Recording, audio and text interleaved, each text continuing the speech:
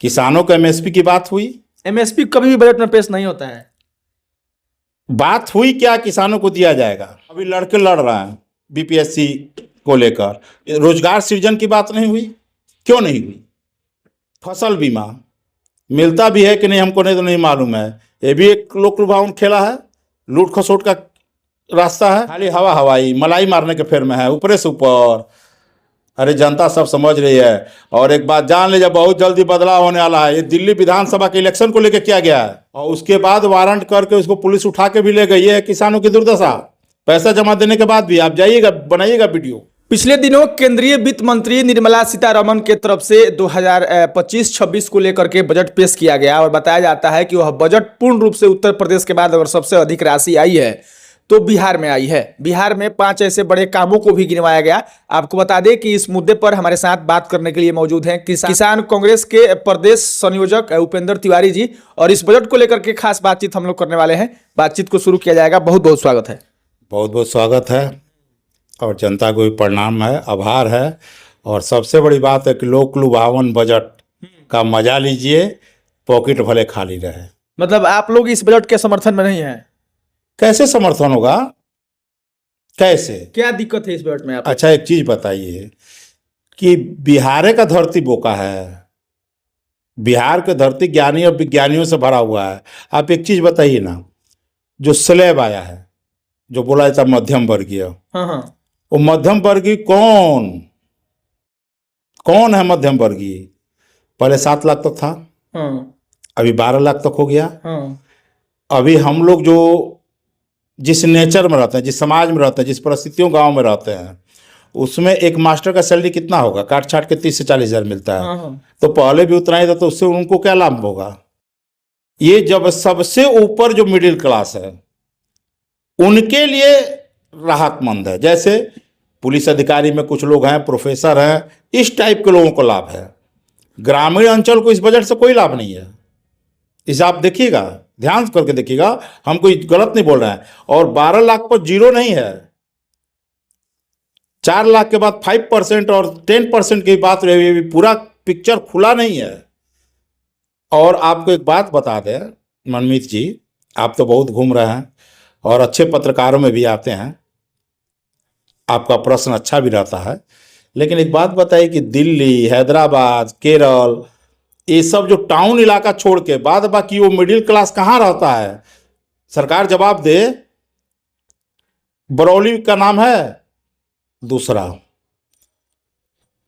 किसानों के लिए क्या वो किया है? 3 लाख से 5 लाख हो गया केसीसी। आपको एक चीज मालूम है, आश्चर्यजनक घटना अभी लड़ौली का घटना है। मैं बैठा हुआ था कल, वहां पर बेचारा लोग शिकायत में जाकर पैसा जमा कर दिया है, जो भी था उसका, जो केस में होता है जो, और उसके बाद वारंट करके उसको पुलिस उठा के भी ले गई। है किसानों की दुर्दशा। पैसा जमा देने के बाद भी आप जाइएगा, बनाइएगा वीडियो, मैं नंबर दे दूंगा। कई ठो गिरस्त है। और जब 3 लाख का नहीं मिलता है, 1.5 लाख का केसीसी नहीं मिलता है, तो 5 लाख का क्या होगा? ये सब लोक लुभावन, दिमागों को हैक करने वाला सिस्टम है। अरे किसानों के लिए बिहार में फूड प्रोसेसिंग का यूनिट का संस्थान बनने वाला है। हाँ, बिहार में कहाँ? माने ये तय किया गया है कि बिहार में फूड प्रोसेसिंग का मतलब, अरे उसके बाद मखाना का भी संस्थान। फिर आप भी घुमा रहे हैं। मखाना कितना एरिया में होता है? कितना? मैं उसका स्वागत करता हूँ, वहाँ होना चाहिए, ठीक है। बाद बाकी दूसरी चीज, बिहार का सौगात अगर आप ठीक से देखिएगा तो मिला 70 से 80 हज़ार। 9 साल पहले, शायद 15-15 में, अब जो भी हो, इसके लिए आप लोग क्षमा करेंगे डेट को लेकर। 1.25 लाख करोड़ तो ऐसे ही मोदी जी बोल के चले गए थे, और अभी का बजट 70 से 80 हज़ार के बीच है। कहाँ गया 1.25 लाख? तो उस समय का भी अगर उस समय दे दिया तो पूरा क्यों नहीं होता? किसानों का कर्ज माफी जैसा प्रोग्राम आपने क्यों नहीं लिया? फसल बीमा मिलता भी है कि नहीं हमको नहीं तो नहीं मालूम है। ये भी एक लोक लुभावन खेला है, लूट खसोट का रास्ता है। फसल बीमा, आज हम लोग बरौली विधानसभा क्षेत्र में रहते हैं।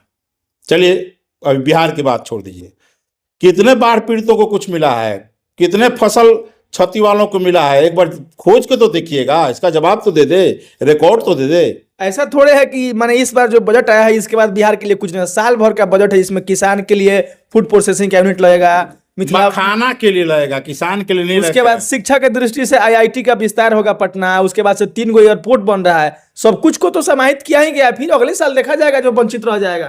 किसानों को तो हमेशा साल एमएसपी की बात हुई क्या? किसानों को एमएसपी की बात हुई? एमएसपी कभी भी बजट में पेश नहीं होता है। बात हुई क्या किसानों को दिया जाएगा? अरे अभी तो रेलवे पर बजट हुआ क्या? पहले बहुत पहले रेल मंत्रालय पर बजट होता था ना, उसको साइलेंट कर दिया गया। उसके बाद आइए, किसानों को लेकर कुछ नहीं है और मध्यम वर्गीय परिवार के लिए भी कुछ नहीं है। लोग देखिए, ये एक प्रचार का माध्यम है। भाजपा के लोग जो उनका जो सेल है इतनी मजबूत है, मध्यम वर्गीय को लाभ हो गया, 12 लाख तक छूट हो गया, जीरो ये हो गया। ये जो स्थिति है, आपने कभी सोचा है किसानों को क्या मिलेगा? अरे टीचर्स, इनका जब सैलरी 40,000 काट छाट के 30,000 40,000 आता है, ये जब नहीं पहुंच पा रहे हैं। दूसरी बात छोड़िए, अभी लड़के लड़ रहे हैं बीपीएससी को लेकर, रोजगार सृजन की बात नहीं हुई। क्यों नहीं हुई?